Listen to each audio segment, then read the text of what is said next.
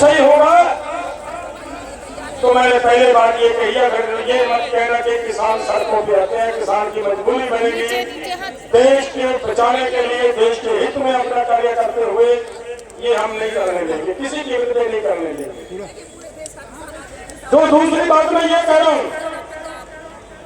कि देखिए, हमारी मांगों में एक मांग ये है कि पिछले आंदोलन के दौरान और अब के आंदोलन के दौरान देश के किसानों के, हमारे नौजवानों के ऊपर, हमारे मजदूर बच्चों के ऊपर आंदोलन करने की वजह से सरकार ने मुकदमे लगाए। अगर वो नहीं करते, फिर से हमारे साथ कोई उसी तरह की चाल करने का काम करते हैं, मैं आपसे ये पूछना चाहता हूं भाइयों, अगर फिर से दिल्ली घेरने की जरूरत पड़ी, क्या सच में तैयार हो इस बात के लिए? तो ये सोच ले सरकार इस बात को सोच ले। हम ज्यादा लेकिन एक ऊपर वाले की आज कृपा बहुत बड़ी हुई है आपके ऊपर।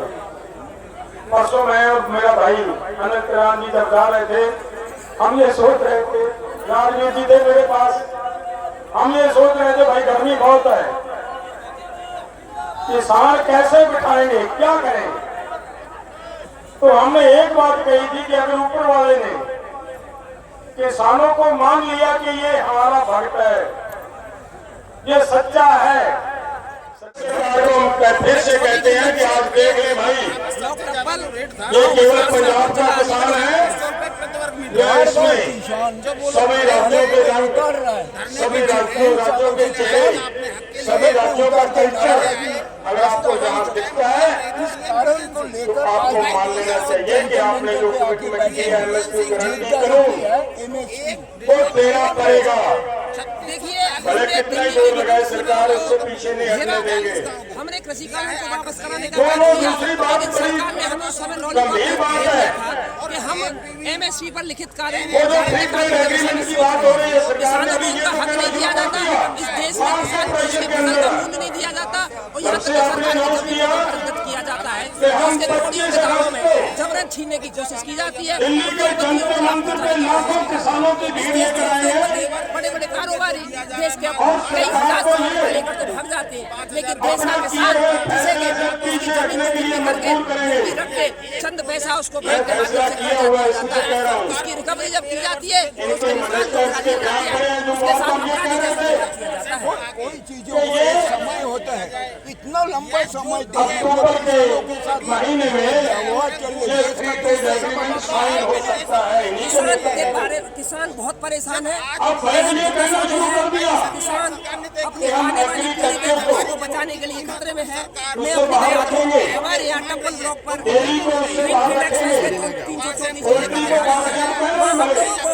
तानाशाही सरकार के द्वारा उत्तर प्रदेश में मुख्यमंत्री योगी आदित्यनाथ जी की सरकार के द्वारा 13 वर्ष पुराना हमारे साथ भेदभाव किया जा रहा है। 31 गाँव में भिन्न भिन्न रेट दिए जा रहे हैं। हम लोग टप्पल ब्लॉक में नोडा विकास प्राधिकरण में आता है, लेकिन हमारी जमीन को जबरदस्त किया जाता है तो नोडा में मुआवजा दिया जाता है 6000 रुपए वर्ग मीटर और हमारे उस गाँव पर दिया जाता है केवल 450। हम बता देना चाहते हैं सरकार को, हम टप्पल ब्लॉक के वो क्रांतिकारी किसान हैं जिन्होंने न केवल 2010 में 14 अगस्त को 1894 के भूमिगत कानून को बदलने का काम किया, जबकि तत्कालीन बसपा सरकार को भी बदलने का काम किया।